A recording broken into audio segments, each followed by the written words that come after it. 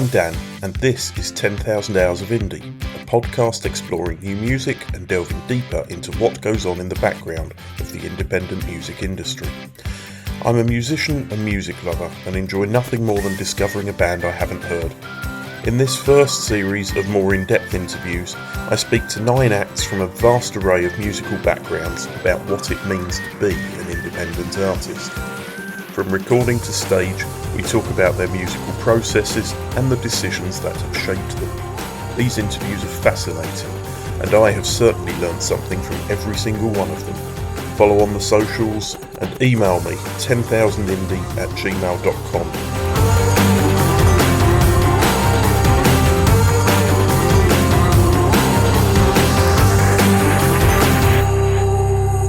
Welcome, Kjell. How are you doing? I'm good. How are you? Good, thank you. Yeah. Good. You've already been on air this morning. I have. I got up. I think I slept for 2 hours. Got up at 4:45 and then did 4 hours of morning radio.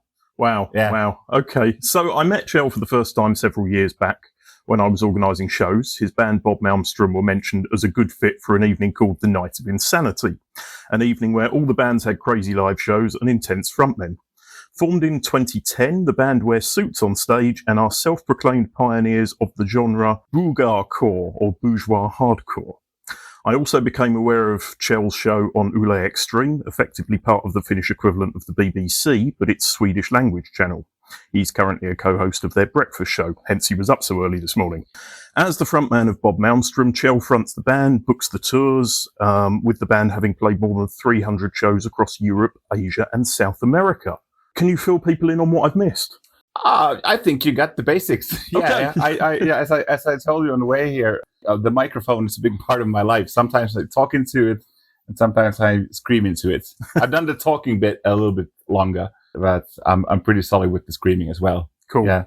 Did you expect Bob Malmström to still be around after 15 years when you started? We have never made a long-term plan. I mean, it started as, of course, the thing that everyone does, especially people in bands or in the music scene, like when you get drunk and then you make up bands with your friends, like, hey, we should have like a punk band called the Boo Boo Boo, and we should have this on the album cover. Then you come up with like 5 song titles and an album cover and stage names, but you never do anything with it. Me, and especially with our bass player, we've done that. Like, we've formed 2,000 bands probably. And at some point we were just like, should we really start like a real band at some point? Not just like a stupid idea. And then I was saying, like, when we start like a real band that we actually make songs for and with, it should be like a hardcore bass and sung in Swedish, because we're really big fans of a lot of Swedish hardcore and punk bands. And he was like, yeah, you're right. That's what we should do. And then a while later, I came up with the whole Bob Malmström thing. And I immediately just knew who I wanted to, because I called him and said, I got the whole big picture now. And then we just like kind of chose our drummer and our guitar player. We just called them like, hey, by the way, you're in this band. Let's start writing songs. And in the beginning, we just played for that first show. We met up at our drummer's then apartment and drank some beer and wrote some songs. And I wrote the lyrics and the guys were using, I don't know, Guitar Pro or something. And then just like a couple of months after that, we were already booked for a show. We had like 2.5 songs. But then the drummer and the bass player had been active with writing songs. So we had like 8 songs, a 20-minute set. So that was what we lived for that. Yep. And then after that, we got booked for the next show and it was like, okay, let's rehearse for that and write a couple of new songs. So it was always like... And it's just spiraled since. Basically. Yeah. And at some point, like 3 or 4 songs in, we're like, seems like we're really a band. Should we record something? And then in a quite early stage, I was like, should we play outside Finland as well? That should be possible. Like UK was one of the first places where we played. I just like, that would be nice. And I just found this guy from Nottingham and he was like, man, your band sounds good. So, and like, if you would have told us 15 years ago, like, yeah, you guys are going to play at the biggest festivals in Finland and play like in China and Brazil, I'd be like, come on, really? We don't compromise a lot. We want to do everything the way we want to. And so we're not like the radio friendly metal band or anything. and not your basic metal band with the basic ideology and stuff like that. You've got quite a tongue-in-cheek style, haven't you? I mean, your biog says you're kind of an anti-punk band in a way. You've got the right-wing lyric style and all this kind of thing, taking the piss out of the poor and the drunk side. You know, it's almost anti-punk. Anti-punk. Actually, I've heard that as well. It's like, if somebody is against us, it's usually the true punks. But then again, among those, we have several friends that are like really, really like big time punks, like really true punks.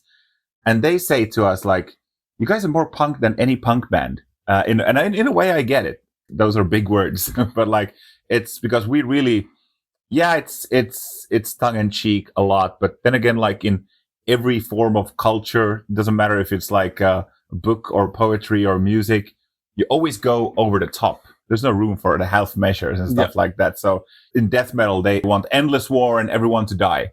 I don't think they want that really. No, not everyone dead, save a couple. So we just go like over the top. We don't really go around like strangling poor people, but it would be quite boring to have like in the lyrics, like, we want a few poor people to suffer a little bit. Like, you will go all the way. So, What do you listen to and what are your influences? And what are they the same things? No, definitely not the same thing. Well, for me personally, because I think all the four of us in the band have like different inspirations. And then again, like I've always said, like as a vocalist, I would say I have like three big inspiration when it comes to what I do. And they're from like different angles as well. One of them is George Fisher, the singer of Cannibal Corpse, one of my all-time favorites. He's like him on stage. Well, he's also like, I guess he's not far from 60 years old, and his voice just gets better like a strong piece of oak. And also like him on stage, he's such like he doesn't move a lot. He just like headbangs, and he's like you really listen to him, what he says or screams. Then Tompa Lindberg, famous from At the Gates, but my favorite band of his is Dysphere. Like he does this like really crazy screaming, but he does like it with a smile. I think I smile a lot on stage as well, and like unpurposely. And then Eric Danielsson, the singer of Watain. I'm no Satanist myself, but he's got like the fire in his eyes that you can't really fake. He really believes in what he does. And those three have been like, I think, quite big inspirations. Then again, when it comes to like music, well, everyone always says, I listen to all kinds of music. But like on the way here, I listened to, I had a 20-minute walk from my apartment here, and I listened to some Bradford hip hop and some 90s hardcore from Sweden. Nice. And I think some Katri Helena as well. So a good mix. But Katri Helena is not a big inspiration for me, like music-wise. I'd like to see how that would fit with the Bob Malmström dynamic. Yeah. Okay, obviously you hear a lot of new music because of the radio job, and I guess you choose to sort of seek out new music as well. I do. Do you consider yourself a musician or a radio host first? Radio host, definitely. I don't even play any instruments. I don't even have the skills. And if I would have had like enough interest, I probably would have learned it. But I've just always been into music in every possible way, from every possible angle. And I always knew that if I'm going to be in a band, I'm going to be the singer. I'm going to be the front man. And so I don't know how to compose music. So, I mean, calling myself a musician, that would be a lie.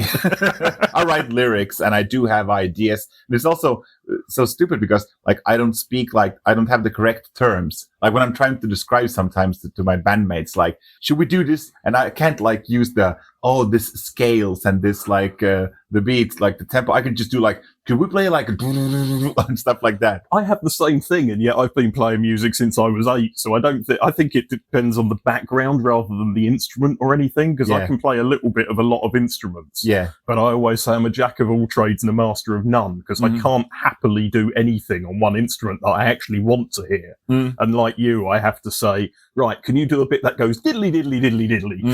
I can't say the correct terms for it, so I know exactly what you mean.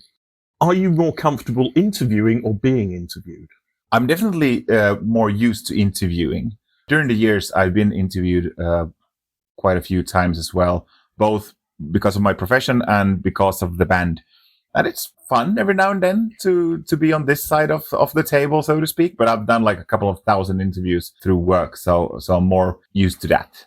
Back to what I started and didn't get to the end of before. Yeah. You obviously listen to a fair amount of new music while working at Yle. Yeah. But where do you look for new music? I'm really happy with myself that I've never lost the fan perspective of music, even though I've been, privileged to, meet a lot of stars and own heroes, and also spend time backstages and festival stages and stuff like that. I've never lost the fan perspective and, being a fan of music. I constantly keep digging for new music. And, the streaming services are good in that way. But like back in the day, like in the 90s, when everything was more primitive, it was like, I was listening to the UK Metal Hammer. I was reading UK Metal Hammer. Like I was the only one in my hometown in Lovisa, probably. They ordered they had like one copy at the R-kioski and I went and bought it. Like sometimes you could see like Max Cavalera, he had some band shirt and you didn't know what is that band? Because now if you hear about a band, you hear a name, in 5 seconds you could be listening to it. It's that easy. But back in the day, it was way more primitive. You need to take more risks back in the day. Like you heard of a band, you heard like 10 seconds of a song. You thought, this is going to be nice. Then I went to the local, there was one record store in Lovisa, went and ordered it. And it took like usually 5 days. He ordered it like from Helsinki somewhere. And then you got it and you just like, fingers crossed, hope it's good. Yep. And you're also lying to yourself a bit because you spent like 100 Finnish marks on it. You didn't want to, be an ass that has lost money. But nowadays, like there are like certain playlists on Spotify that I look for, especially when it comes to punk, hardcore punk, and extreme metal as well. And the algorithms also work for me quite well. I get recommended a lot of underground shit like, oh, here's a band from Luxembourg with like 800 monthly listeners. And then I listen to it like, it's pretty good. So yeah, I do find new bands, and that's through streaming services mostly. Yeah, well, that's exactly what this podcast is about. So you can find new bands every week by listening to this. Lovely. Thank you. So when did you first become aware of independent music?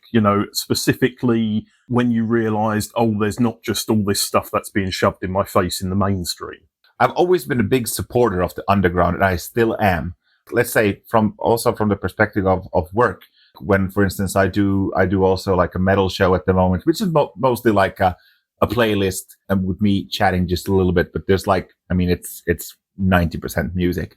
When I choose music, yes, I do play the Iron Maidens and the Testaments and the big bands as well.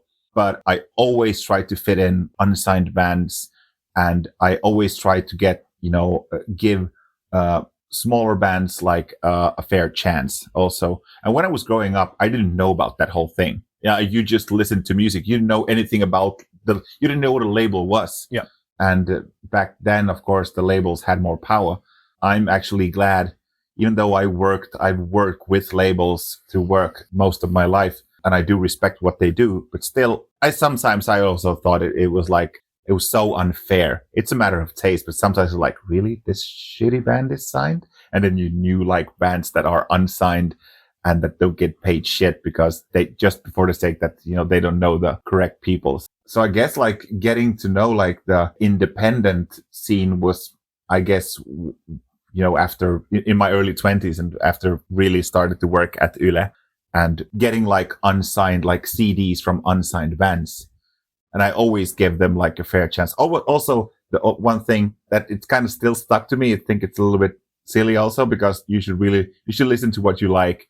But I still have to some extent, that kind of like you want to be the first to like a certain artist. Like nobody knows. You're in the top 0.5% of people who listen to this artist. Yeah, first, it's so stupid. I try not to think, but I notice it in myself. Like, oh, I know this one band that nobody knows. So that's not a reason why I dig into the underground. But and then when some band that you've liked since they were on demo stage, then they become like this big unsigned band. Then you of course tell everyone like, well, I knew I saw them at semifinal with 15 other ones. Yeah.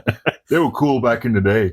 I did that with Muse. Yeah. Their first album came out and everybody I knew was like, this is shocking. I went, I'm telling you, this band in 5 years is going to be one of the biggest bands in the world. Oh, really? Yeah. I loved Muse's first album. I didn't really like much afterwards. Actually, I saw Muse every time you talk about a super big band that you have seen in a small venue. I did see Muse at Nosturi, and this was 2003. They were already too big for Nosturi. Which was like a 800 seater. They should have played at least Kulttuuritalo or something double that size. Staying on the independent theme, did you, I mean, obviously not when you first started from what you've said, but did you actively decide to be an independent band, or did you seek a label when you first started? I never even thought about any labels, and still that whole part of the business has been like, it hasn't meant much to me, because nowadays you can do so much without the labels. As long as you get nowadays it's not even more about distribution, because everything is about streaming. Like still 10 plus years ago, I would say, as long as you have distribution, as long as you can get you can find the records in the record stores, and you have some sort of promotion that people know about you, that's what matters. Because also, as I said, the power that the labels used to have, it's like they don't have much to say anymore. They can, of course, boost, especially when it comes to mainstream. Because also when it comes to rock, punk, metal, those fans also, they find their stuff. It's just out there waiting to be found. People find us from every corners of the world. So I never thought about the whole label thing. So we just, want to start a band, write songs that we like, and gig as much as possible. And then we were approached by Spine Farm, which was, a big label back in the day. In European standards, it was almost right there next to Nuclear Blast, Century Media, and Metal Blade. Yeah. And it was, gaining up on them. But then they had a lot of problems with economy. So we got signed by Spine Farm. I always thought, really? We're signed to the same label as, Children of Bodom and bands like that. And we did the first album there, and then we did the second and the third we did with Playground. But then after that already, after the two Playground albums, we just noticed or I'm the one that usually takes care of the gigs and the merch. And our bass player, he's usually he's the studio guy. He likes, to do stuff with demos, and I don't like being in the studio at all. He loves it there. I'm all about the live aspect.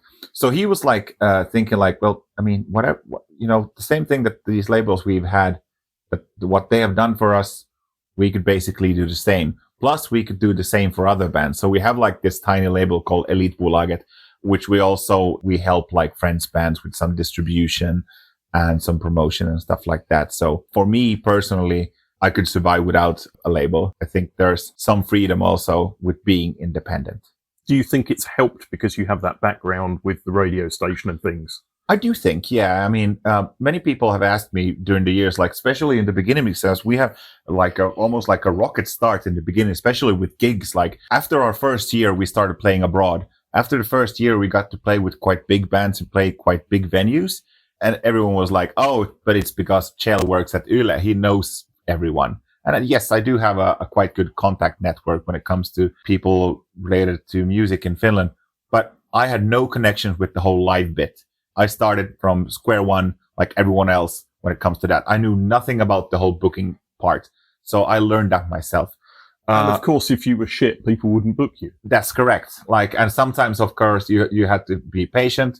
But then you showed up and you were nice to people and you did well, even if the turnout sometimes wasn't good. And if you do that, I've always told that to everyone, they will have you back. But when it comes to the whole, not the live part, but everything else, yeah, definitely, I think working with supporting underground unsigned bands probably did help. And I do still sometimes, like our bass player who I said, he's more like the label guy.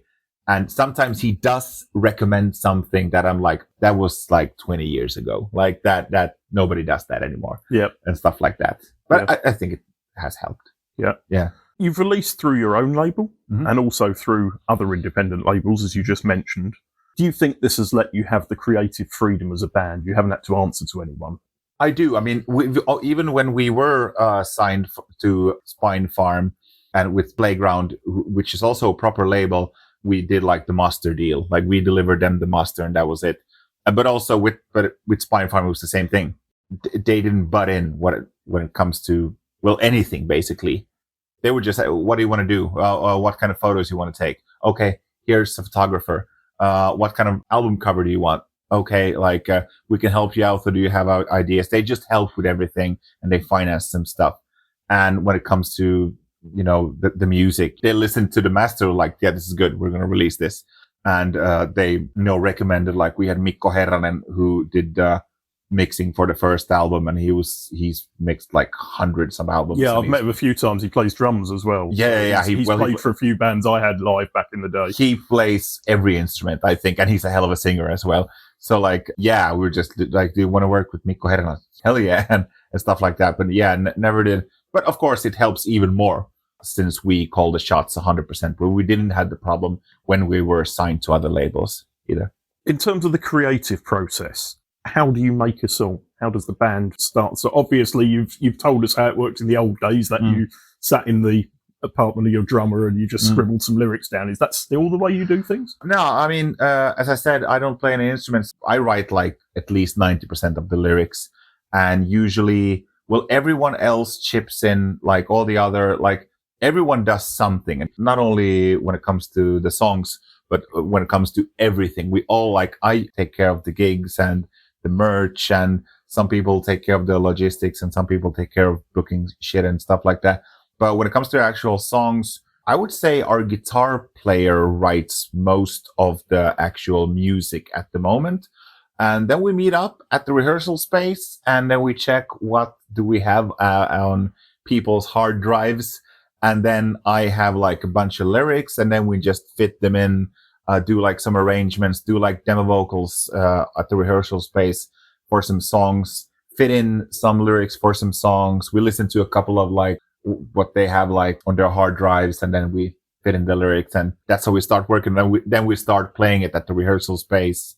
We try to have the songs as ready as possible when we are in the studio. Yeah. Do you go to professional studios when you record? The past at least 7 years, we've done with the same dude. It's a guy called Teemu Aalto. He has a studio in Kotka. He's recorded and produced and mixed big bands like Insomnium, Omnium Gatherum, Mariana's Rest, and other bands. He's got this perfect combination when it comes to what a so-called like a producer or studio engineer should be. He doesn't like allow everything to go through. Like, yeah, as long as you're happy, it doesn't matter. He does have like ideas, and he plays also like every instrument that exists. And he's also a really good singer. So he's got some good ideas. If we feel strongly about something, he trusts us.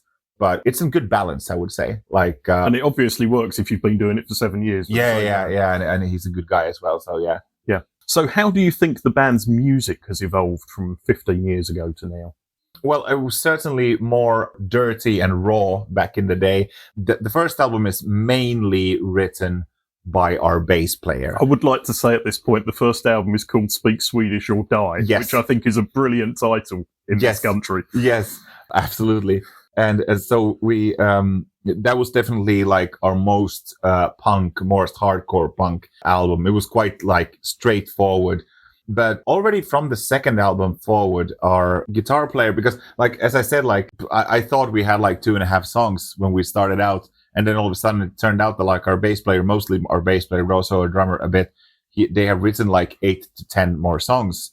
So then we just started to play them, and more songs did come along. But our guitar player was a little bit late when it comes to the songwriting back then. He also had 2 other bands that he was writing songs for. So he properly started to write music for our band for the second album. And also it became much more diverse from that moment forward. But we also tried not to limit ourselves too much. I'm the one that would like the most extreme aggressive music. And the other guys are sometimes like, we should add more synth. and also like, I don't feel like we do have limits. But then again, I always try to think about everything from the listeners and viewers' point of view. Like, let's say a band that I really like, let's say Sodom, that plays like proper thrash metal, and I want Sodom to sound like Sodom. When Sodom releases a new song or an album, I want it to sound like Sodom. If they would just for their own sake want to do a synth pop album, I would be extremely disappointed. I would think, why did Tom Angel Ripper not start like a synth pop project that he would call something else? Put it on the side. Yeah. So I always think that if you have even some fans, you should also respect them. But of course, you mostly make music that you like yourselves. You can't just make that from an angle that, we're going to try to please everyone.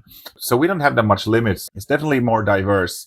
We have more influences from extreme metal than we had in the beginning, but also like this Simosas single that was released 2 years ago, just prior to our biggest festival summer. That's like, you could play that at a rock station in the afternoon, and it has been played also. So it's almost like 80s rock. But you did do a crossover single last year, wasn't it, with a rapper? We did, yeah. We because we had like the thing is, we had the idea for that song, and our good friend Jag, who is a brilliant rapper, we used him for another song like 6 years earlier. And our guitar player Otto, he had this idea for a song that was like a little bit nu metal-ish, and he had like it on his hard drive for a year or a couple of years, and he was like, I have this one song, but that really would need some rap. And we were thinking like, well, let's record that song. Let's see where it ends up. We were just thinking that this is like 2 years ago during the spring. We're going to play Nummirock, we're going to play Helsinki Metal Festival, and just thinking like, oh, damn. Like, we're going to play the biggest festivals we could play in this country. It would be cool to have another new song. So, and then we played in Vasa, and my friend was in the audience, and he's the host of the TV show Strömsö. And he said, like, you guys should come and record a music video at Strömsö, like the mansion in Vasa. And it was like, really? Would they allow us to? Yeah. And then I immediately came up with the idea for a song, and I told Otto, write the catchiest possible song that fits us as well. So like a week later, he had the demo idea for Strömsö, I had the lyrics, and that song became really popular. So we recorded that one and the crossover rap song that we just released like a year later or something. We experiment a little bit more than in the beginning. So how do you stay current, or do you even bother? That's a good question. That's I guess that's really important. I always try to, because as I said earlier, like the live element is for me the most important. That's also like the thing that says, is a band active or not? Are they playing live or not? Yeah. That's how I choose to see it. Yeah. Like if a band would release a full-length album every 2 years, but only play 5 gigs, for me, that would be also almost like, oh, that's not an active band. But then like if a band doesn't release an album, they release every 7 years, but they play shitloads of good shows there in between. For me, that's activity, but that's like a matter of who you ask. So we try to play live every now and then. We do come up with new ideas. We do go and demo songs. We have 3 dads in the band nowadays. Well, I was going to ask how it affects the band. Obviously, you've all grown older. Yeah. So family and things do change the dynamics of a band. Of course. I mean, we currently we have 2 dads, but we're about to have 3. So I'm the only one who don't have kids. And of course that changes stuff. And in a way, it also should, because it would be alarming if somebody would have like kids and they would prioritize, going to Poland to get drunk and play for a week, and there would be something wrong, I've never done that. Oh, of course. No, nobody has done that. No. So it does change stuff, but like your priorities change when you get older. Of course. We're all 40 plus, but we still love doing this, and we like recording new songs. We love playing. We like ideating new merch. So you're just a bit slower to do things. We are definitely slower. Yeah. It's been 6 years since your last album. Yeah, I mean, we've done a lot of like EPs and stuff after that, like a whole lot of them. Also, we have quite short songs, so an entire album should be like at least 14 songs. Not that it really matters, but going to record, like preparing and recording an EP, it's quicker to do, and it's quicker to get everything out and get your set list updated, like add some new songs and stuff like that. an album is such a big project. We're working towards that all the time. We have a ton of new music. Like we had like 30 rough demos, and some of them are like almost completely finished songs ready for the studio. So yeah, we're slow when You it can comes do to something like the Beta Band, where you do 3 EPs and then just release an album called 3 EPs, which has them all on there, something like that. Actually, there is a compilation coming up anytime. I don't know when, but anytime soon, which is more like a collection of all the small releases from the past 4 years, but like in a different format and different artwork and stuff like that. Nice. Yeah. So we've sort of naturally moved on to touring, which is the next topic anyway. You handle the band's tours and also book for other people as well. What do you find are the biggest challenges of touring right now? Because the world is crazy at the moment. The biggest challenge is this: you have to be really early to get the gigs booked. You know, it feels like you need to be earlier and earlier. It really depends also on which country. In Finland, you have to be now. While we are recording this, it's early May. It would be difficult to get anything for this year, especially for like a weekend gig. You could get lucky and get like something for December, late November, perhaps something small that's not booked. But you need to plan far ahead. And the competition is big. Also, that there's a lot of competition, and so that is, I think, the biggest challenge.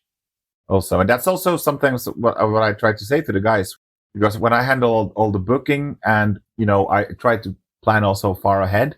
As we mentioned, families involved and stuff like that. It's not like that I just book gigs and I just let them know, oh, by the way, we have gigs 11th and 12th of November. Show up. I check everything with everyone. I know when everyone's kids have birthdays and stuff like that. Or anniversaries. So I know which days to stay away from. Like sometimes, we need to wait. I need to check a few things. And then I went for months, and then it's like, okay, yeah, we can confirm that gig there in Lahti. And I'm like, well, too late. Yeah. So that's a little bit frustrating, perhaps. Yeah. I've got the opposite, or sort of. I mean, I've got one band where 3 of us have kids, but the other 2 guys' kids are old enough that it doesn't matter. And then I've got a covers band with 3 guys who don't have kids at all, and yet they're always busier than I am. There's no sense to any of that half the time. Yeah, no, also, of course, like the simple detail and fact that, because like not only the kids, but like just getting like all the schedules to fit, just to get like 4 persons like in a rehearsal room, get like some hour of the week that fits everyone. That's also quite the challenge. Yeah. So regarding Bob Malmström, how did you end up getting a band with such a unique style of music in a niche language playing in the country like Brazil? Oh yeah, I think it's more strange with China, but with Brazil, there's like, there is. I mean, we're not the same as those bands, but there's been like a following of Finnish punk and hardcore in Brazil for decades. Oh right, okay. Like there's the like since the early '80s, bands like Rattus, Terveet Kädet, Riistetyt, Chaos, Lama. They went. I don't know if any of them ever toured them there in the '80s, but because during the age of tape trading, they became really big there in Brazil. And of course it helped when, in the 80s and 90s when Sepultura became a big band. Sepultura with Max Cavalera is sacred for me. It's really important. It was definitely like a gateway for extreme music, like going from like Guns N' Roses and AC/DC and Iron Maiden to like extreme stuff. So Sepultura is extremely important for me. And when they started to wear like Chaos t-shirts and they telling in international media that, the best music in the world is Finnish hardcore, that helped. Absolutely. And then I've always wondered, like, why the Finnish speaking bands, the bands that sing in Finnish, because there's nothing similar with Portuguese and Finnish, I thought. Then we went there for a 2-week-long tour years ago. And I remember, like, because we always had some local bands that we played with. Most of them were really good. And almost all of them sang in Portuguese. And when you speak Finnish versus you speak Portuguese, nothing similar. But when you sing in the hardcore punk kind of way, like, they almost like, I remember the first evening we had in Sao Paulo and the first band that was on, and they were singing in Portuguese. And I was just thinking, there's the same ring to it as in Finnish. And it was so fun that they knew those bands better than we know. they didn't know what the band sing about, but they were like, ristetut, ratus uskonto on vara. So, but yeah, that tour we landed through me helping out some friends. It was a friend of mine who asked, we have this Brazilian legendary hardcore punk band called ARD. The band is formed, I think, 83 or 84. It's a over 40-year-old band. They had never played in Europe, and it was 2016 or 17. A friend of mine in Sweden was asking, like, hey, this legendary band is coming to play in Europe for the first time for 3 weeks. They have like some gigs in Finland, Sweden, Norway, Estonia, Czech Republic, blah, blah, blah. Could you host them for a couple of nights? Like, could they stay at your place? I never met them. I was like, yeah, sure. They were like geezers in their 50s. And I met them at the airport. It was like the coldest of the cold winter. And yeah, I gave them shelter, made them breakfast. And they were such sweethearts. And they were just asking, like, if you ever want to come to Brazil to play, we'll take care of it. And so they did, like a year after that. Excellent. So we went there and played there for 2 weeks. So it's back to the contacts again. Yeah. It's always about contacts, isn't it? Yes, it is. And it definitely, like, it's also when it comes to like the more like grassroots level touring and booking, it's a lot about helping each other out. I've had bands from all over the world staying at my couch. And because we've also been everywhere in the world and people have opened up even their homes to us. Sometimes somebody's girlfriend has made some sort of stew. Sometimes you get to sleep on somebody's couch and stuff like that. It's about helping each other out. Actually, the T-shirt I'm wearing now is a Polish band called Running Red. Okay. And when my post-punk band went on tour in 2017, we played our first ever show in Warsaw. Oh, okay. We arrived at 2:00 in the morning, having driven from Tallinn. Oh. And the mother of the family welcomed us in. She had soup ready. She was giving us vodka shots. Okay. And it was like, this is crazy. And the whole tour was like that. It's just amazing the way bands and families come together for these things. And I love this kind of like, of course, like I'm not going to lie. Of course, if we would be offered like nightliners and like big shows and, long backstage riders and stuff like that and everything regarding money. And of course, that would be nice. But there's something with this whole DIY touring that we've been doing for well, as long as we have existed, that I really like, because like, I really love, I must say. I've got so many friends through that. And that if there's something I value in life is friendship. And also, our guitar player, because we have a lot of friends that play like in big bands that, make a living off, being in even metal bands. And they've played everywhere in the world. They have the cars waiting for them at the airports. They have they make the biggest festivals. They have the nightliners. They have the fans. They have the everything. They have cool stories as well to tell from their crazy tours in South America or Japan or Australia. But our guitar player, Otto, he told us like, yeah, our friend's band, those that playing big bands, they have a lot more money on their band account, but we have a lot more stories on our story account, because like when you do the grassroots touring, traveling, DIY, you stay at people's places, you play in these towns that you didn't even know that existed. Yeah. You get to see and meet random people, and you get to be in like random moments. And those are the things I will remember when it's all over. Yeah. Yeah. I think you've already answered this one. I know which one you're going with. Do you prefer writing, recording, or playing shows? Playing shows, 100%. Anyone who has seen you live would know that's the answer, I think. Because it's only about like 45 minutes, and sometimes you drive like 7 hours, and a lot of waiting and stuff like that.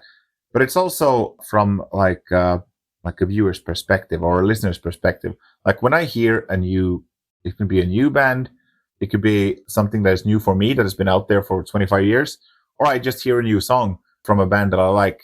And if I hear something I like, my first thought is, where can I see them live? Because for me, that sets the tone. For me, that reveals the ultimate truth. It doesn't matter if it's a black metal band or it's like a punk band or whatever. If it's good live, then it's really good. You can fake stuff in the studio, and I do not want to, undermine studio work, because that has sometimes happened that I've heard something that has been really good. They're like, holy shit, where are they playing live? And if they don't play, like if it's a foreign band and they don't play in Finland, then that I will travel to go and see there somewhere. Yep. That's how big fan of live music I am. And if it's sometimes been a disappointment, not too often, I lose interest in the band. If it's not good live, then it's like, then I forget about the band. Are you like me in the fact when you see a band, you don't want to hear the studio album? You want to see them do something different to what you've heard? Yeah. I've had this discussion with a couple of other people on this podcast. You know, when you go and see a band, okay, there's certain exceptions to that rule, like Era coming to Flow Festival and they're playing the album in full, so people are going to want to hear the album done as the album. But in general, I'm much more excited by an artist who walks on with 3 people when the sound of the album is 20 people to see what they're going to do with it. Yeah. I think that's a big thing for me. As you say, the live experience, if a band aren't good live. Just during the weekend, I went to, like, I also traveled to see a lot of gigs. I try to go to Sweden more often because I've been to Sweden 2 million times, and most of those times Stockholm. And why not? Because most bands come to Stockholm. They have some good bands in Sweden that never come to Finland. But I tried to, it was like a couple of years ago, I was thinking like, okay, I've been to Sweden a lot of times, mostly to Stockholm, and then we've played there a few times. There's so many towns and cities that I've never been to. It would be fun to go to those. So during the past years, I've tried to go to Sweden. I choose some city that is like, let's say, within 4 hours by train from Stockholm. So now I went to Borlänge, which is 2 hours from Stockholm. Super small town. It was like smaller than Porvoo. And I went to see my old favorites, Skitsystem and Massgrav. And I've seen them a couple of times before at this random place in a random town. And the gigs were so fantastic. I would just like give so much, like, feels like I'm living even more when I see, after I've seen a good gig. It gives me so much. Do you think that bands sometimes put a bit more effort into a smaller show, even the bigger bands, because they know they've got to work a bit harder to get the audience feedback? I do, yeah. I mean, I do like going to like big festivals. I do like to go to arena shows as well. But I've always been a big fan of like the small gigs. When we had the pandemic and live music was pretty much out of the question, going to see live music and playing yourself for almost 2 years, that was not just available. And the thing I missed the most was going to Lepakkomies on a random Wednesday to see like some snotty punk band and buying like a 10-euro t-shirt and have a couple of cheap beers. Those kinds of gigs was what I missed the most. And I've asked a couple of bands that I've interviewed the thing that what do you miss about being a small band the most? Because, yeah, you probably don't mind that you can make a living out of it and that you get money, you have fans, you have like all those things that we mentioned earlier with friends playing in bigger bands. And it was the guitar player of Billy Talent that he told me, like, because they played for years until they had the big breakthrough. And he said, like, it was the kind of thing that you needed to go and win them over every evening. Because now they go, and of course they do appreciate it, that they play in an arena or they play like for thousands of people and people know the songs. People sing the songs with them, and that's great. That's what most people are aiming for.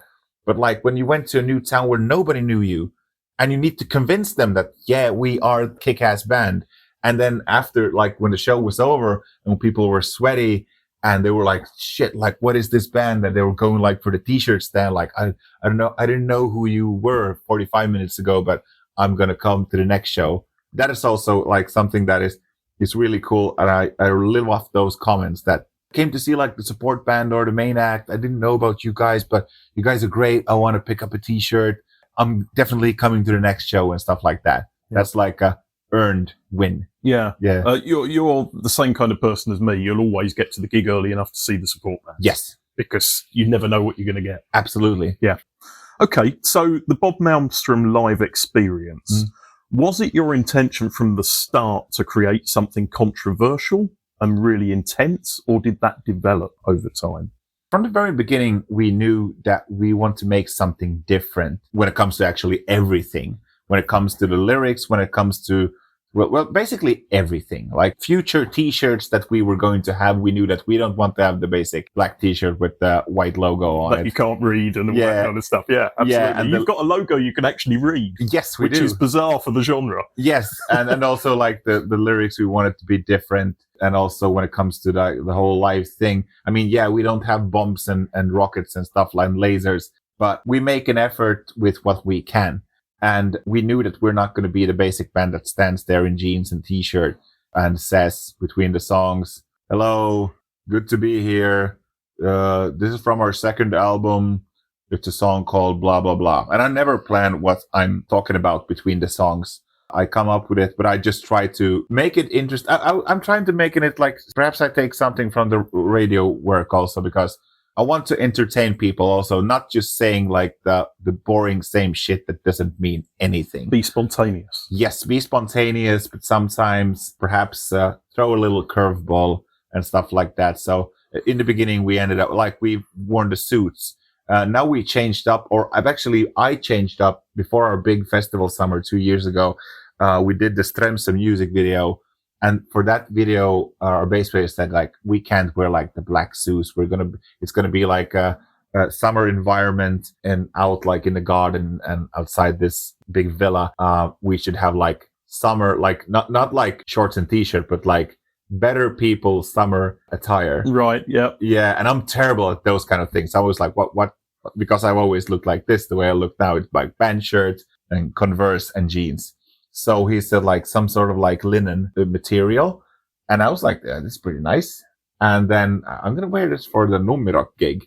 And because like wearing the suits, we've regretted that many, many times because it's so goddamn hot. Yeah. And now I had this like thin linen kind of thing. It breathed and everything was like, why haven't we been doing this yes, for the last? I'm never changing going back from this. And I've worn that ever since.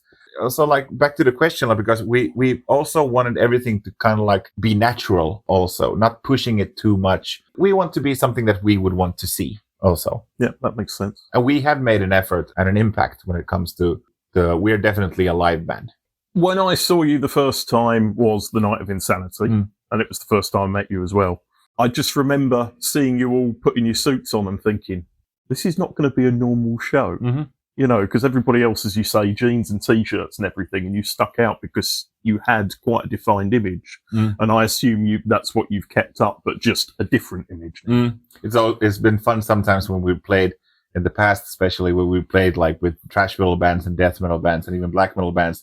Before the gig, sometimes the bands like, because this is like the default how everyone looks, the way I look now. I have long hair, I have band t-shirts, I have jeans, I have Converse. That's like how most people look when they're going to the venue.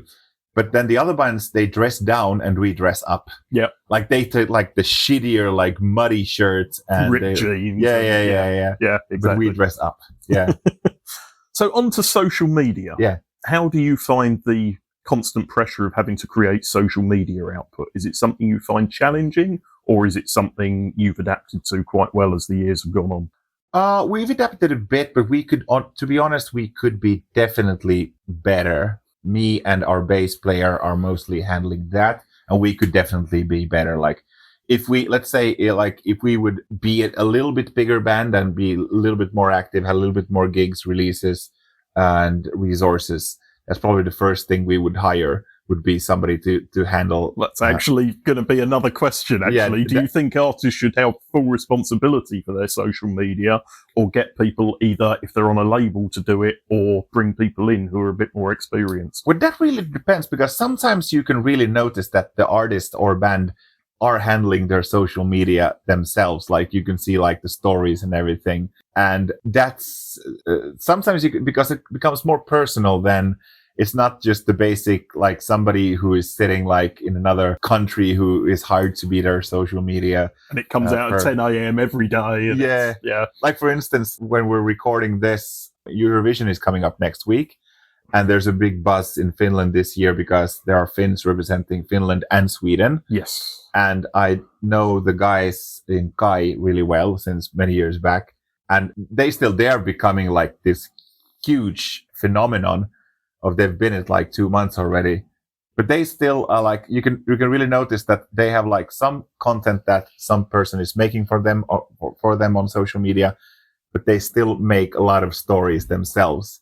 And there's like I like the balance, because there you have like these official things that meet and greet, this and this place, or live stream at Central European time at 5.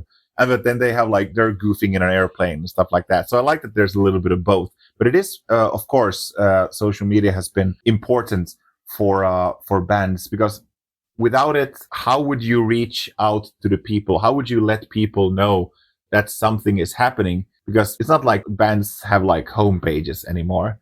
That used to be the source. I was going to say, I noticed yours is very out of date. Yes. I mean, we haven't updated anything there for many, many years. 5 years, I think June 2000. Okay. And 20. Well, both our drummer and bass player, they work with IT. So our drummer has usually been responsible for those kind of things. But at some point, we just noticed that it's on social media that people still like reach out and find out about things. So yeah, it's extremely important. Yeah. So regarding your social media, how did you come to the conclusion of what language you were going to use in your social media? Because I see most of your stuff is in either English, mainly English, and a little bit in Swedish, but not much in Finnish. At least when I write something, I try to, for the band's official platforms, I try to keep it in English. Is that because you've got so many followers worldwide? Well, I mean, we do have, most of our followers are from Finland. Either they speak Finnish or Swedish or both. But I'm once again thinking from the fan perspective, like if I would follow a band from Argentina and, you know, if they would write only in Spanish, I'd be like, okay, I could get it translated easier. It's still going to an effort to have to do it. Yeah, like even though we like, there's a fan, like if there's a fan from, if it's about a gig in Finland that would not concern somebody from Germany, I do like that they know what we're still saying. Yeah. You mentioned your booking and label name is Elitbolaget? Yes. Is that a good pronunciation? Yeah. I've been learning Swedish. Okay. So I'm trying. Elitbolaget, that's like the elite corporation. Right. Yes. Okay. So it's a bit of a piss take even then in terms of the name. Yeah. Why did you decide to start it? Well, this is, as I mentioned earlier, like this is like our bass player's child. I can't remember at what point did we start, but it was he who started to talk about it. I'm not much involved in it. To be honest, it's mostly his thing. I'm mostly you doing the booking of gigs for ourselves and other bands as well. But I guess it was like we already had it, and you know he had some sort of idea already years ago that we should have like our own, not company, but like something like that. We started like the name in case we would start like a company or something, and then we just ended up helping friends' bands out. There's still like that old grassroots DIY thinking that we also have with gigs. I don't think you move away from that. You've been doing it too long. It's still going to be always the sort of grassroots feeling. Yeah. Do you find booking stressful? Not really, because I like doing it. If you're not, because I have many bands that ask me, like especially friends that ask me like, hey, you book gigs, right? Could you help us? Because like we don't have any agency and none of us have the nerves to like start writing either venues or other bands and stuff like that. And I always just like, I like the planning side, like to plan like a route through Europe. I love that. Yeah. I love that. And like planning a route and alternative routes. And then I have like a quite good contact network when it comes to many countries in Europe. So I've actually liked that part. Of course, it can sometimes become more frustrating than stressful, because if somebody doesn't answer, then there's not much you can do about it. And I've always liked the bands, if it's like bands that is not Bob Malmström, like other bands that I've worked with, I've always made it clear in the beginning, like, no, I can't promise anything. I'm asking them, like, what would you want to do? Which countries? When about? And we need to start booking early. And then I'm always saying, like, this is the kind of route I had in mind. It could change. And hopefully we could fill out all of these dates. But sometimes there are like days off because people just aren't answering. And it also like, it really depends from country to country. Like in Poland, you could get like a solid, good weekend gig, like even 2 months in advance. But when it comes to Germany, for instance, you need to be super early. And also some countries are more easy than the others. But I wouldn't say stressful, no. When I was booking the tour for Spokesman and we had an American duo over called Magnuson, we were working out where to start the tour. And we went, well, Warsaw gives us 7 days to come around, do a couple of, you know. And I contacted this band in Poland and I said, could we start there on a Monday? He went, don't start on a Monday in Warsaw. No, Sunday in Warsaw. And I was like, what? He went, Sunday night we'll fill the venue. Monday nobody will come. Mm-hmm. And I was Sunday night, really? Yeah, yeah. And we filled this 250 capacity venue on a Sunday night. It's bizarre how different countries, different nights are the night to go out. Absolutely. And that's also, it's interesting with the Sunday, because a Sunday in Finland would not work. No. You need to be like a big band to have like a proper audience. Even like the quite big bands in Finland, they don't play on Sundays. They play from Wednesday to Saturday. Yeah. Preferably, like in a Finnish artist goes on tour in Finland, they play weekends. Yeah. They play weekends. Fridays and Saturdays for 4 weeks. Yeah. Like a Stamina, if they play like a Finnish tour, they play Fridays and Saturdays for 2.5 months. And that's it. But like the Sunday thing, I've also, because we played our fair share of Sunday shows abroad. And I've noticed like, I think it was the first time we went to the UK.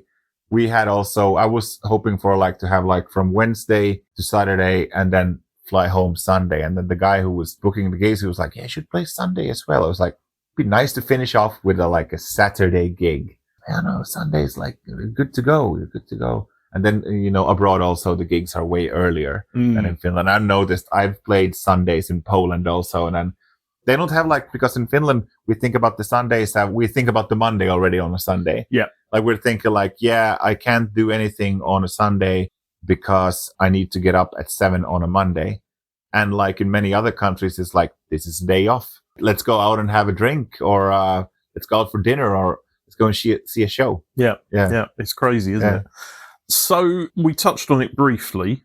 How do you plan a tour for a band? Do you have a start point and end point and you fill in the gaps? Or if you're booking a tour for Bob Malmström, for example, you've got a 7-date tour or 7 days, you're starting on a Monday, finishing on a Sunday. What are you going to book? Well, I always start, like, let's say if it doesn't matter if I book for us or if I book for another band, I always, before I do anything, I try to plan really far ahead and, set the dates that they are far away enough so that you have, proper time, because usually it works like this. You have like the route and then you start booking. I always try to start with the weekends, because you don't want the weekends to contain any days off. You want to use at least the weekend days that you have. Yep. So I try to fill them, and then you try to fill up like the Tuesdays and the Thursdays and stuff like that. But like, just first ask the bands, what do they want to do? Like, let's say we're going with for a weekend plus a week with Malmström. Like, I'm asking the guys, like, okay, should we drive through the Baltic countries, do like a little couple of Poland shows and perhaps Czech Republic, and then drive back and have like the first and last gigs in the Baltics? Or do we just want to take like the ferry to Germany and then drive from there towards home? Like, how do you want to do it? I want to have that settled. Then I have a proposition for a route. Like, how about something like this? It's not going to be necessarily these exact cities, but something like this. And at that point, when everyone gives me the green light, that's when I start booking. So I'm working on a few tours at the moment for autumn, some thrash metal bands. This one thrash metal band, it's a trio, and 2 of them are teachers. So they're using the syysloma, like the autumn leave, because being a teacher, you can't just go like that for like a week or 2. So they're using that week. They have a week and a half to use. So I was asking them, like, how do you want to do it? Start in Baltics, some Poland, some Czech Republic, 1 German show, Poland, Baltics, back home. Yeah. You should also, when you do those kind of tours, I've worked with almost only bands that I had like the correct mentality. I always tell them in the beginning, before anything is booked, like, you should know you're not going to be rich. On the contrary, you might need to. It's going to cost you. Yep. There's not going to be a lot of sleep. There's going to be a lot of sitting in a car, and the gigs are what they are. I always try to, plan and get, the basic deal is door deal and a place to sleep, something to eat, something to drink. Sometimes you don't get like a place to sleep, but when you go outside Finland, you can get like a motel for a room for 20 euros. Yeah, we normally stayed in youth hostels. Yeah, they were normally right across the road from the venues we were at. Yeah, and there's no point going to like a fancy hotel, because you get to the room at 2 a.m. and then you need to start driving in at 7 or 6. Yeah. So like you have a flat surface that is quite soft, where you get to rest for a couple of hours and take a shower, and that's it. Exactly. Yeah. Yeah. On to the more general questions. This might be a very different answer from you than from some of the other people I've spoken to. But what are your thoughts on what I call the instant fame machine? So things like X Factor and Idols and things like this. I don't really have any strong opinion about it. I mean, the talent shows, you mean? Yeah, exactly. Yeah, I've actually listened to, there's the Eurovision coming up, and I've listened to some of the songs we've listened to in the morning show. We listened to all 37 songs. I've done that. Yeah. I do it every year. Yeah. And this year I've got a gig on Eurovision night, so I can't actually watch it. Well, same here. We have a show in Kotka. Every year there's like some performers from different countries that had their breakthrough in the local voice of competition. So, I mean, I don't really have anything against it. I don't have very strong opinions, at least. As we have seen, it can be a short-lasting thing. Like, especially in Finland, like idols used to be really big, a big thing in Finland. There are a couple of those that became really big stars and that remain stars, like Antti Tuisku, Anna Puu, Anna Abreu, perhaps some others. But Anna Puu didn't even win, did she? No, she caught up on and won that year. Yes, and Antti Tuisku, he finished 4th. Yeah. Anna Abreu didn't win. So in a way, it's almost better not to win because then you don't sign to the major label and you're an independent in a way. In Sweden, it has been like always like if you win the Idol competition there, you have a okay career for 3 or 4 years and then you're back working at the supermarket. In Sweden, there's like many of them that are finished second that are still like big artists. Yeah. Something that I noticed, because I've been traveling to Sweden a lot to do interviews, and they're like, it's silly that we in Finland, we compare ourselves to Sweden when it comes to everything. And it's not really fair because, especially in music, it's not only that Sweden is a bigger music country than Finland. It's a bigger music country than almost every country. I would say like United States and UK are ahead of Sweden. But I would almost give them like the bronze medal when it comes to, well, achievements and when it comes to, you know, the power they have from that country. Songwriters, they're good like at everything, but they work on a longer term, which I noticed that we're lacking here in Finland because they sign the bands or the artists in advance and they give them time to write songs, network, find themselves. And then, you know, perhaps their career starts properly like 5 years after they've signed. So it's almost like a K-pop amount of time to get to know each other and work things through. But in Finland, it seems like they don't have the nerves. Like they sign artist X and then they need, like, you need to have a hit. You need to be like a arena-sized artist within 2 years or else we're dropping you. And that has happened for many artists. I think it happens with a lot of major labels now, though, because they just don't have the money anymore. You know, if something doesn't kick off, they're not going to give you another album to prove yourself anymore, like they did back when, you know, the genre of indie as opposed to independent music in the UK in the mid-90s hit. And they were just throwing money at bands. And it was like, no, your second album, third album wasn't successful. You can make another one or two. We're sure you'll come good. Yeah. And that was kind of the downfall of major labels. Yeah. Or the start of it, I guess. Yeah. So what is the best advice you can give to somebody who wants to start a band now? For me, it was like, I got in quite late when it comes to like the band business. I was also like always into music and I always had friends that were playing in bands and I was fairly young when I started, you know, interviewing bands and working with music. I was like 26 or 27 when we started Malmström. So, and we're all in the same age. So I was fairly old, considering it was my first proper band. I had like some cover bands and stuff like that. But I always start because I was never in any hurry to like, I just need to be in a band and do something and play somewhere. Because I was always thinking when friends of mine were playing in bands and touring here and there, I was always thinking like, yeah, someday I will be in a band. I definitely want to have a band sometimes during my life. I don't know what I never imagined that I would play Tuska and festivals like that. But I always thought like two things. I wanted to be with my best friends.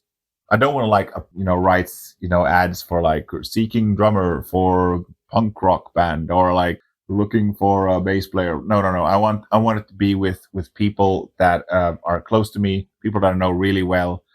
And I want it to be something completely different. I don't want to be Slayer-ish thrash metal band doing Slayer-ish thrash metal. Yeah. I want it to be something completely different. And the guys in the band are like, we've been friends way many years, like way more years than the band have existed. And that has been such a help because the chemistry was always there. Primarily, we are friends. And secondarily, we are bandmates. And that is like that makes everything so much better, easier, way more fun. We've known each other for ages. Still, it's a lot. When we go and sit in the car a Saturday to drive to Pori to play, we still laugh all the time. We're still good friends. I would say form a bands, if possible, have people that you already know, because people are going to get on your nerves, especially if you start playing live. You spend a lot of time, together with the band. Sometimes you sit in a small car for hours and hours, because I've also heard from friends who have made like nightmare decisions. Like somebody has left the band and then they have applied for a new member. Then they just tried the member out that he or she can handle the instrument. But you should go in drinking with the person at least a couple of times. I completely agree. To see who the person really is. And sometimes not everyone has done that. And then they're just like, yeah, we're in the band. Let's go to the studio. We have a tour booked for next autumn. And then they notice that, oh, the person is an asshole, picking fights with everyone and stuff like that. Yeah. No, it happens. It does happen. Yeah. Do you believe that independent music is in a good place at the moment? Yes, I do. I think independent bands are getting more and more power compared to, the big labels. If we think about, 20 years ago still, and before that, of course, the main goal, like the holy grail, was to get a record contract. And what does that even nowadays mean? Not much. And there's more and more people getting active. Not everyone, succeeds, but there's more and more people that are getting active with printing band merch. There's more and more people being active with trying to start new live either venues or just club nights, even small festivals, small booking agencies, and some of them evolve to become big ones. There's a lot of big movements when it comes to the independent perspective. So yeah, I think it's doing really well. You're a Swedish-speaking Finn. Does that cause any problems when trying to book the band, or has it done? Are there negatives with being part of a minority in the Finnish music industry?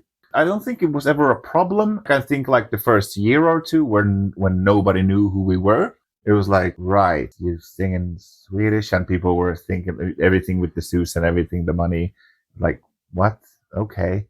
But we became household quite quickly.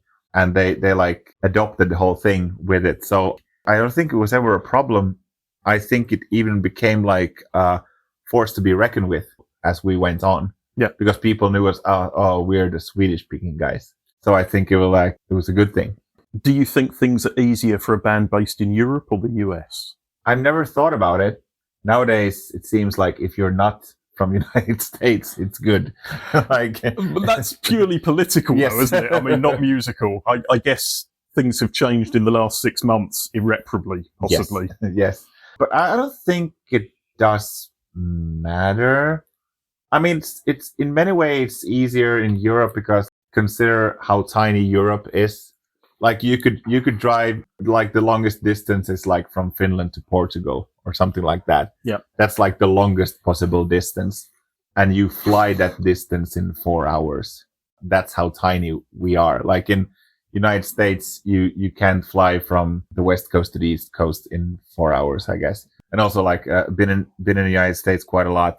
I have a lot of friends there, and most of them have been like in 2 countries and stuff like that. Yeah. And when they ask like, oh, where have you traveled? And like here you could go for a weekend. Like, I went to Spain for the weekend. I went to Italy for 3 days and came back and went to work the next day and stuff like that. Yeah. They're like, wow, you can actually do that. You could like drive through several countries in one day and stuff like that. So I guess only because of that, I think you just basically know more things about a lot of things when it comes to being a traveling band in Europe, perhaps. Yeah. But that's not the absolute truth. That's just like if I would have to pick one. When I spoke to an American artist, Tamar Burke, she's based in just outside LA now. She's in California somewhere, and she's from Chicago. So when she releases an album, she has to fly home to play a gig, and to get a whole band there from all their various parts and everything. It's insane. So yeah, it is. It seems to be only the distance people think about, though, not the industry itself. But I guess most people are in it for the gigs because you get to meet the people. What has been the most rewarding part of maybe just being in Bob Malmström? Well, it has to be something. For me personally, it has to be something with the gigs. the sensation you get from playing a really good gig, it's pretty unbeatable for me. That's like a feeling that I can't match up with anything else. It's the adrenaline high and the everything. rush and Yeah. And we've been lucky enough to have quite a few of those. You go from like the underground position that nobody expected anything. I try to read the crowd, read the room during the gigs. When it comes to like what gigs work and what gigs perhaps don't, what the going to the bathroom song. Because I want to maximize it. Like if we played 45 minutes, I want it to be 45 minutes of the best songs. Absolutely. It doesn't matter how bored we are of them. We can play I've always told the guys the argument of this song is fun to play. I say, we'll play it at the rehearsal space then. If it's only your opinion that it's a fun song, but I've seen that the people are not really getting like into it. Yeah. If you look at it from a really black and white angle, that what gets people moving and people like, then if you can see like people are like whispering something to each other, or something's going for a cigarette, or somebody's going to get a beer. Because if a gig is good enough and the song is good enough, you don't have time to go to the bathroom or to get a beer or to get a cigarette or something like that. Yeah. So it's definitely like, what the hell just happened after the gig? I think we're pretty much done with the main questions. Yeah. What are Bob Malmström currently up to? Have you got some upcoming shows, and are you going to be releasing anything this year? We do have, when it comes to releases, I'm not sure, because like we just went to rehearsal space and demo a couple of new songs. As I said, we have a whole bunch of them where we once again have like, we have one band member becoming a father late summer. So I think gig wise, we have still a couple of gigs during the spring and the summer. We have just a handful booked for early autumn, but I think we're going to have a little bit of quiet time when it comes to the gigs for the rest of the year. I mean, I think we're not going to be so active in trying to get gigs. If we get offered something that we definitely do not want to refuse, we're going to do it. Of course. But I think we're going to use the summer and the autumn for, well, not only family related matters, but also like trying to really get down with new material and see what we want to do with it. So Sounds that's good. what's happening at the Sounds moment. good. Yeah. I've got to come and see you live again, because the last time I saw you live was at Tavastia in the worst matchup of bands playing with each other ever, because you were supporting Daniel Lioneye. Oh, yes, that's correct. What a bizarre evening that was. You came on and shoved it in everybody's face, and then he stared at his shoes for an hour. Yeah. That was a weird one. We played in Tavastia 2 times after that. That's also like, just being able to play Tavastia. It's like the last gig of last year was with Stamina, sold out Tavastia. Of course, it was not sold out because of us, but we've gotten to know those guys many years ago, and they had another support booked already since months ago. But one of the members in that band had like quite serious medical condition, so they called us like, "Hey, do you guys wanna play Tavastia?" 3 days prior to Christmas, sold out Saturday. Let me think. Sure. Yeah, no, it doesn't take much to convince you of a gig like that, does it? I was sick as a dog during that gig, but it didn't matter because I was just like playing sold out Tavastia. I would play if I would be missing a head. Yeah. Yeah. Yeah. So how can people find out more about you, the band, and the label? It's the social media, like Bob Malmström on Facebook, Elitbolaget on Instagram, and my personal, I share most band things, well, all of them, on my own Instagram, Kjell666. And also like trying to be active on the merch side. Also trying to be creative there, just not have just the basic, as I said earlier, white shitty logo on a black t-shirt. There's a whole bunch of bands going, oh, he's mentioned our merch again. Yes. Yes. Where can people find the merch? We have elitbolaget.com, and there's a web store. Perfect. Yes. Well, thank you so much for your time. Thank you.